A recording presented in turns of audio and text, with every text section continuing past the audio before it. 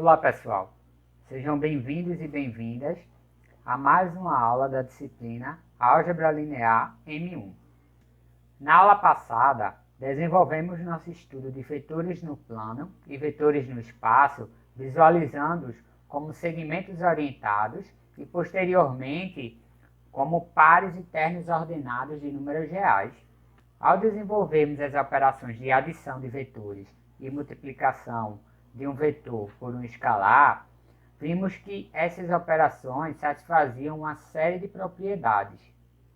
Na aula de hoje, vamos utilizar aquelas propriedades para generalizar o conceito de vetores. Aqui, vetores não serão mais tratados de maneira geométrica, como na geometria analítica, e sim de maneira algébrica, o que nos permitirá chamar vários outros tipos de objetos de vetores, como por exemplo matrizes, funções e etc. Iniciamos nossa aula introduzindo a noção de espaços vetoriais. Então, um espaço vetorial real é um conjunto V, não vazio, munido com duas operações, uma das quais é a soma, que a cada par o V de elementos, nesse conjunto V, associa a soma U mais V, e a multiplicação por escalar, que para cada par KU, onde K é um número real e U é um elemento do espaço vetorial, vai associar um novo elemento do espaço vetorial dado por K vezes U. E aí, essas duas operações, elas são tais que, para quaisquer U, V e W nesse espaço vetorial e quaisquer constantes reais, K1 e K2, as seguintes propriedades elas têm que ser satisfeitas. Ou seja, a soma ela é associativa, a soma ela é comutativa, tem que existir um elemento nesse espaço vetorial com a propriedade de que, se você soma ele com qualquer outro elemento, o resultado dá o próprio elemento. E aí esse elemento aqui ele é chamado de vetor nulo do seu espaço vetorial.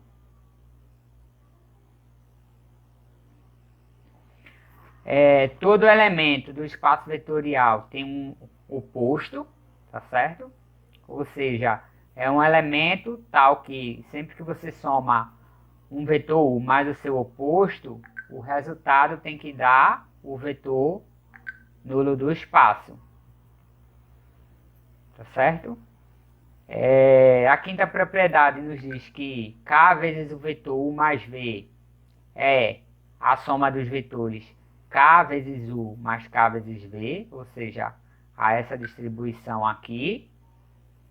E diz que a soma K1 mais K2 vezes o vetor U é a mesma coisa que K1 vezes o vetor U mais K2 vezes o vetor U.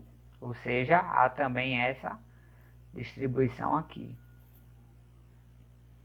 E K1 vezes K2 vezes o vetor U é a mesma coisa que K1 vezes o vetor K2U, que é a mesma coisa que K2 vezes o vetor K1U.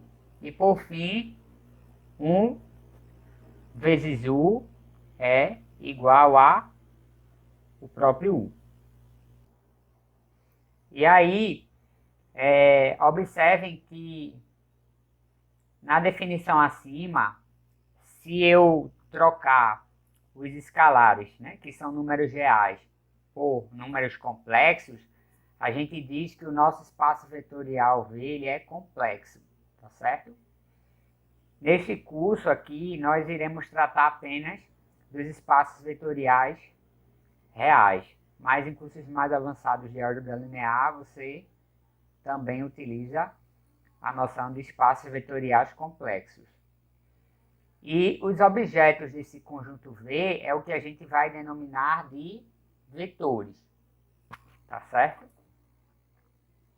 E aí eu quero que vocês observem que a definição de um espaço vetorial não especifica nem a natureza dos vetores, nem das operações, de modo que qualquer tipo de objeto pode ser um vetor e as operações de adição e multiplicação por escalar podem não ter nenhuma relação com as operações usuais que nós desenvolvemos para vetores no plano e para vetores no espaço.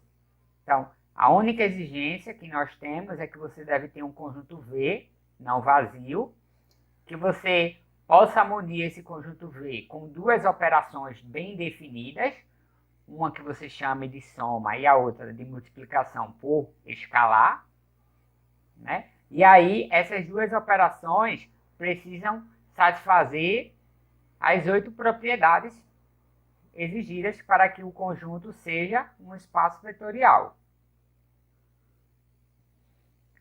Sendo assim, nós desenvolvemos uma sequência de passos, né, para verificar se um dado conjunto é ou não um espaço vetorial. E aí a primeira coisa que a gente faz é identificar o conjunto V de objetos que serão os vetores.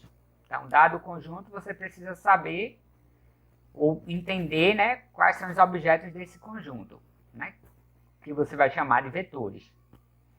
Após isso, você precisa identificar qual é a operação de adição e a multiplicação por escalar, né? E aí essas operações, elas precisam estar bem definidas sobre o conjunto. Ou seja, a soma, toda vez que você pega dois elementos desse conjunto e soma eles, o resultado dessa soma tem que ser ainda um elemento do conjunto, e sempre que você pega o número real e multiplica por um elemento desse conjunto, o resultado dessa operação tem que dar ainda um elemento do conjunto V, tá certo? Isso é o que significa dizer que essas operações de soma ou adição e de multiplicação por escalar estão bem definidas no seu conjunto V. E aí, a partir do momento que você identifica essas operações e observa que elas estão bem definidas, você tem que verificar a validade das propriedades que nós descrevemos acima, ou seja, se satisfaz as 8 propriedades. A seguir, nós vamos ver vários exemplos de espaços vetoriais reais. Aqui eu coloquei os que a gente mais usa no nosso curso de álgebra linear, mas existem outros espaços vetoriais, tá certo? E aí o primeiro deles é o conjunto de vetores do plano, que nós já vimos, né?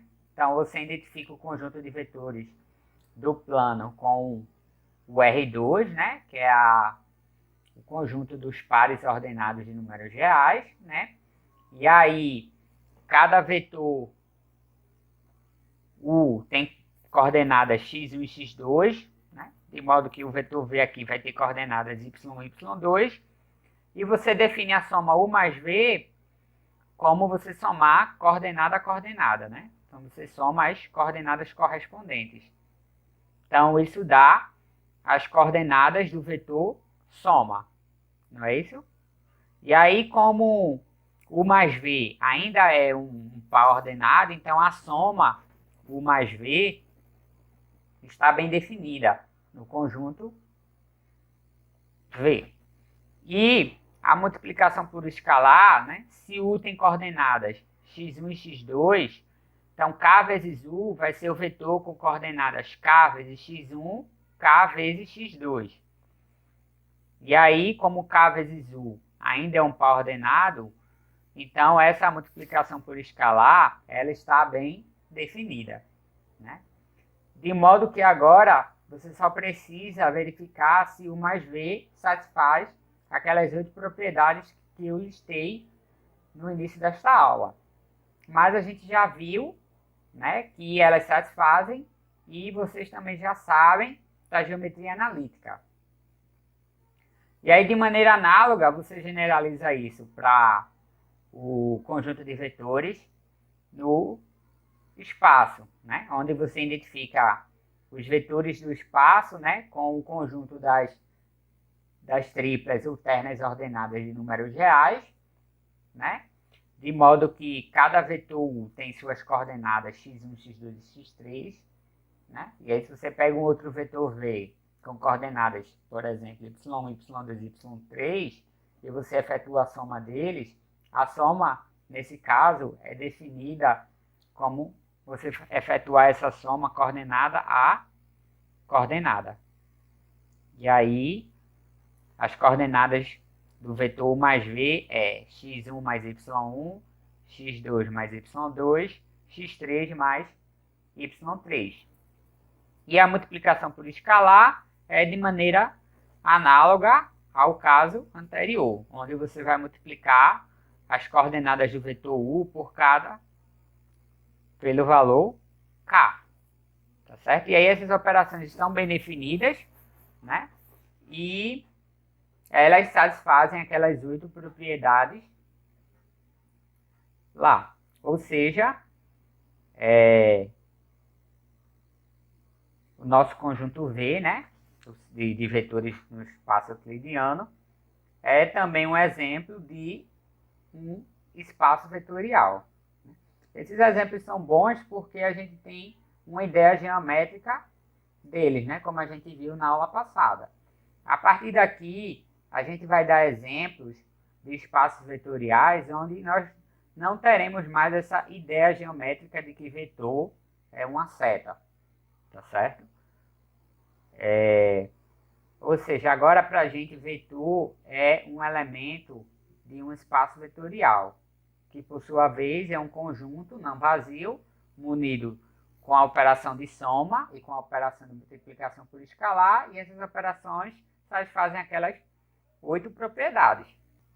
Nesse exemplo aqui, a gente vai generalizar o conceito de vetores no plano e no espaço, né? Então a gente pode falar aqui de um vetor n-dimensional.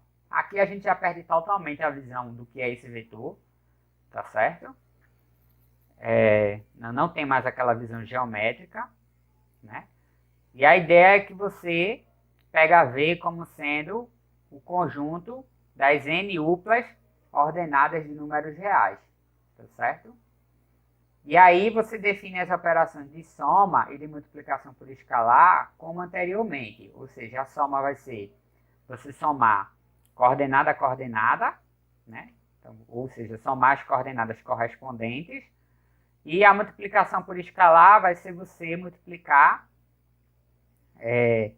cada coordenada do vetor U, né, pela constante K.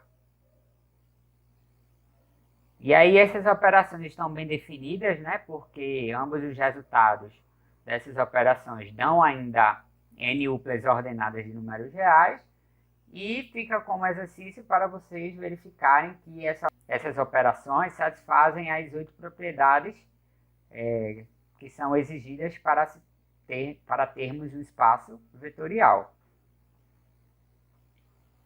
E aí o próximo exemplo que eu vou dar é o seguinte.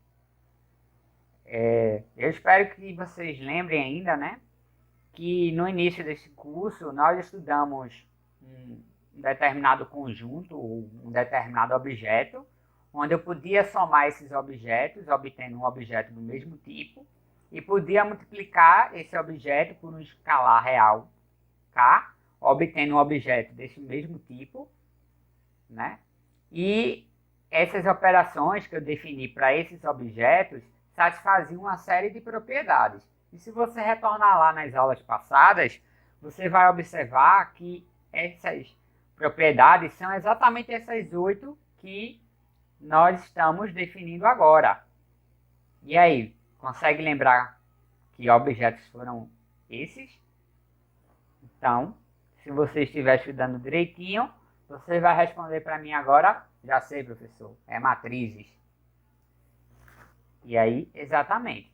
A gente toma V como sendo o conjunto de todas as matrizes de tamanho M por N.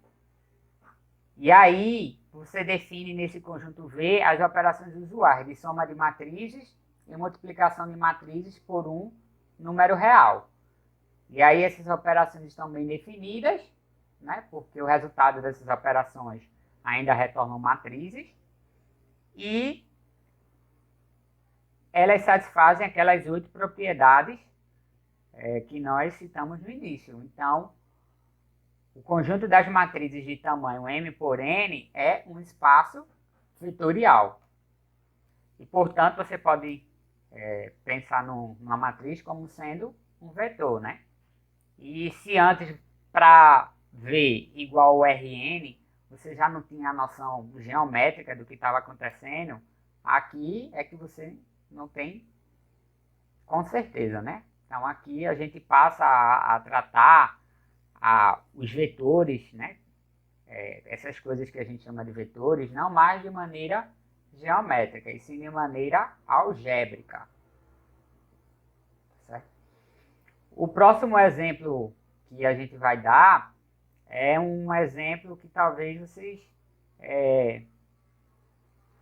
já viram no cálculo, mas não viram com esse nome, né? Então, lá no cálculo, lá no caso de vocês, vocês estudam funções reais, né? Então, faça o seguinte, defina V como sendo o conjunto de todas as funções que vai de R em R. Ou seja, pega o conjunto de todas as funções reais. E aí vocês aprenderam, né, como é que você soma funções e como é que você multiplica um número por uma função. Então, dado f, g funções reais, a soma f mais g ainda é uma função e é definida como sendo f de x mais g de x. E, dado um escalar real k e f uma função, k vezes f ainda é uma função que é definida como sendo k vezes f de x. Então, eu peguei, arrumei um conjunto V, introduzi duas operações nesse conjunto V, uma que é a soma e a outra que é a multiplicação por escalar. Essas operações estão bem definidas e agora fica como exercício para vocês provarem que vale aquelas 8 propriedades da definição de espaço vetorial. E aí, portanto, o nosso conjunto de funções reais é um espaço vetorial, de modo que funções também podem ser chamadas de vetores, nesse sentido, aqui. E aí, dentro desse exemplo, você pode ter vários exemplos. Por exemplo, você pode pensar num espaço de funções contínuas. Então, a gente sabe que, dado duas funções contínuas, a soma dessas duas funções ainda é uma função contínua. E dado uma função contínua e um escalar real k, k vezes f ainda é também uma função contínua. Então, você pode pensar no espaço vetorial de todas as funções reais, né, que são contínuas, tá certo? Você pode também pensar no conjunto de todas as funções reais que são deriváveis, tá certo? Em um certo ponto ou em todo o conjunto. Isso também vai ser um espaço vetorial.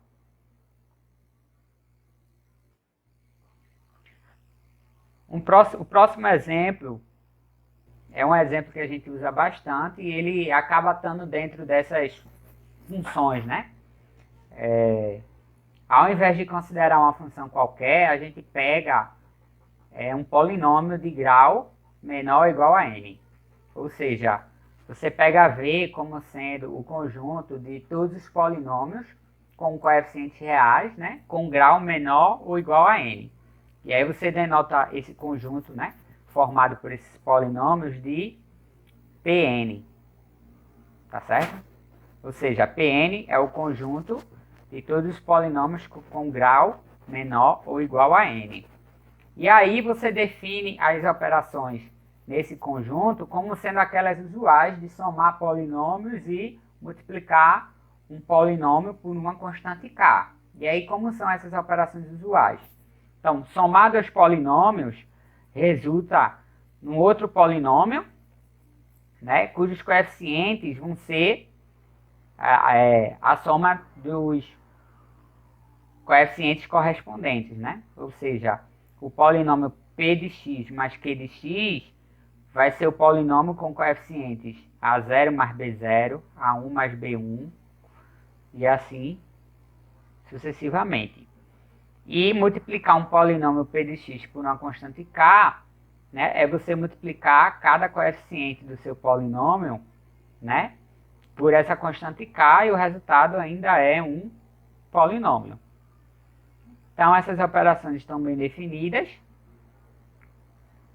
E aí também fica como exercício você verificar que vale aquelas 8 propriedades que são exigidas para que esse conjunto seja um espaço vetorial. Então, está aí mais um exemplo de um espaço vetorial real. Aqui vale observar que o vetor nulo desse espaço, ele é nada mais nada menos do que o polinômio nulo, tá certo? Aqui, perdão, é x elevado a n. Neste exemplo, a importância deste exemplo se dá no fato de que a maneira que você define as operações nesse conjunto faz dele um espaço vetorial ou não. Por exemplo, aqui a gente vai pegar o nosso R2, tá certo? Que eu já falei que ele era um espaço vetorial, mas aí você vai ter que tomar cuidado, porque as operações que você define nesse conjunto, né, podem ou não fazer dele um espaço vetorial. Então, R2 é um espaço vetorial com aquelas operações usuais que a gente definiu anteriormente. Mas se eu considero R2, por exemplo, com as seguintes operações. Então, a soma vai ser dada da seguinte maneira. Se você pega um vetor U com coordenadas x1 e x2 e um vetor V com coordenadas y e y2, a gente define a soma como sendo da maneira usual, de você somar coordenada a coordenada. E aí o resultado ainda é um par ordenado e, portanto, essa soma está bem definida. Sendo que agora você vai pegar a multiplicação por escalar e vai definir da seguinte maneira. Dado o vetor U com coordenadas x1 e x2, o vetor k vezes U vai ser você multiplicar a primeira coordenada do vetor U por k e zerar a segunda coordenada. E aí, como o resultado dessa operação ainda é um par ordenado, então essa operação está bem definida, tá certo? De modo que isso aqui eu posso chamar de uma multiplicação por escalar. E aí eu quero que vocês mostrem que elas satisfazem, essas duas operações satisfazem todas as 7 propriedades que são exigidas para ser um espaço vetorial.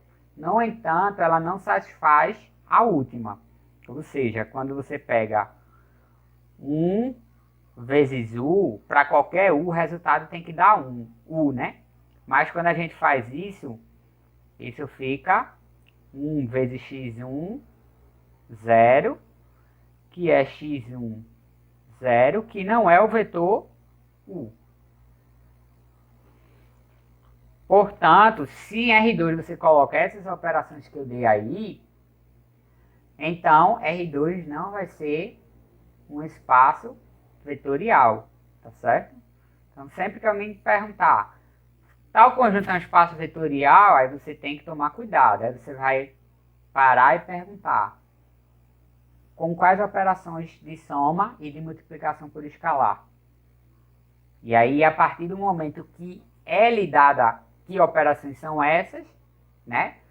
Uma vez que elas estejam bem definidas, então você pode verificar se vale as 8 propriedades que são requeridas. E aí, se satisfizer, opa, é um espaço vetorial. Se não, Não é, né? Se alguma delas falhar, não é um espaço vetorial. Tá certo? A seguir, nós vamos ver uma série de coisas que são válidas, né, dentro de um espaço vetorial, que a princípio a gente não sabe se é verdade, né? Por exemplo, não é claro, né, a partir da noção ou da definição de espaço vetorial, que se eu multiplico um vetor U pelo número 0, isso vai dar o vetor nulo do espaço. Também não é claro se eu pego um escalar K e multiplico pelo vetor nulo do espaço, o resultado vai dar o vetor nulo, né? Também não é claro que menos 1 vezes o vetor U seja o oposto do vetor U. E por fim, também não é claro que se K vezes o vetor U é o vetor nulo, então ou K é o número real 0, ou U é o vetor nulo. Tá certo? É importante destacar essas propriedades, né? Porque a gente sabe que elas são válidas para números reais, né? E aí, aqui a gente observa que para espaços vetoriais, elas também são verdadeiras, tá certo? Então, vamos lá. Eu vou verificar a primeira. Então, a primeira, eu quero provar que 0, isso número 0, vezes o vetor U, dá como resultado o vetor nulo do espaço. Para distinguir esses dois zeros, o vetor nulo do espaço, eu vou colocar uma setinha aqui, só para não causar confusão, tá certo? Mas esse vetor nulo aí não quer dizer que são setas, não. Né? É o elemento nulo daquele espaço que você está considerando. E aí, como é que eu provo isso? Né? Então, eu sei que 0 vezes U, eu posso escrever isso como sendo 0 mais 0 vezes U. Concordam? Isso não altera em nada. E aí eu utilizo uma das propriedades que diz que eu posso distribuir essa operação aqui. De modo que isso fica 0 vezes U mais 0 vezes U. E aí, o que eu vou fazer agora é somar de ambos os lados o inverso aditivo desse vetor aqui. Então, o inverso aditivo dele, ou seja, o oposto dele,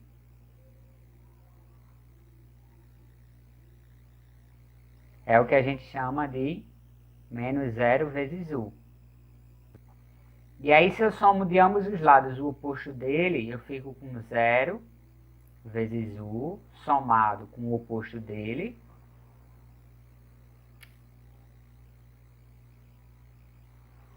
igual a 0 vezes U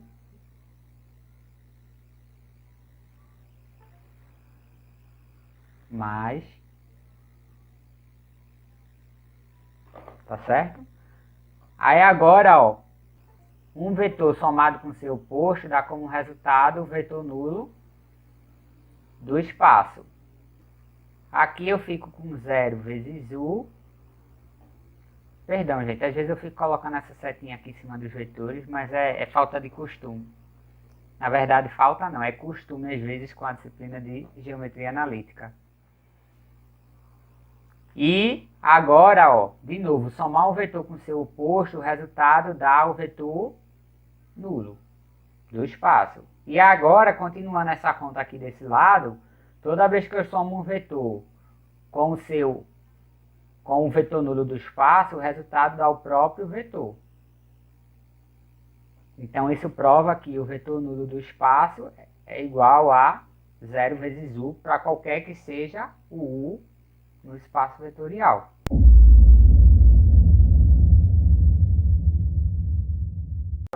A propriedade B é feita de maneira similar, então eu vou deixar como exercício para vocês. eu vou fazer aqui a propriedade C. Ou seja, eu quero mostrar que menos 1 vezes U é igual a menos U. E a ideia é mostrar que esse cara aqui, sempre que eu somo U com esse elemento aqui, o resultado dá o vetor nulo. Então, portanto, ele tem que ser o oposto do vetor U. Então, eu vou somar U com menos U vezes U. Se eu mostro que isso aqui dá o vetor nulo, então esse cara aqui tem que ser o oposto desse vetor aqui. Porque sempre que você pega um vetor e soma com seu oposto, o resultado dá o vetor nulo, né? E além disso, esse oposto, cada U tem o seu oposto que é único. Então eu tenho que mostrar que isso aqui dá o vetor nulo, tá certo? E aí a ideia é que eu posso reescrever isso como sendo 1 vezes U, né? Não alterei essa primeira parcela aqui. E repito isso aqui, essa segunda parcela. Sendo que aqui agora eu posso usar uma das propriedades, né? Que a soma de números reais, né, vai se distribuir. De modo que isso aqui fica soma de 1 mais menos 1 vezes o vetor U, né? Aí agora somar 1 com menos 1, isso dá como resultado 0. Então eu fico só com 0 vezes U. E aí 0 vezes U a gente sabe que é o vetor nulo do espaço. E aí, portanto, a conclusão que a gente tem é que, de fato, menos 1 vezes U tem que ser o oposto do vetor U, que é menos U. Isso conclui a nossa prova. E aí, o item D eu deixo como exercício também para vocês treinarem essas ideias. Nós finalizamos a aula por aqui. Aqui está as referências que nós utilizamos para construir essa aula. E muito obrigado a todos vocês. E quem gostou, deixa o like aí. E também se inscreve aí no nosso canal para dar aquela força. Mentira. Tá certo, pessoal? Obrigado para vocês. Tchau, tchau.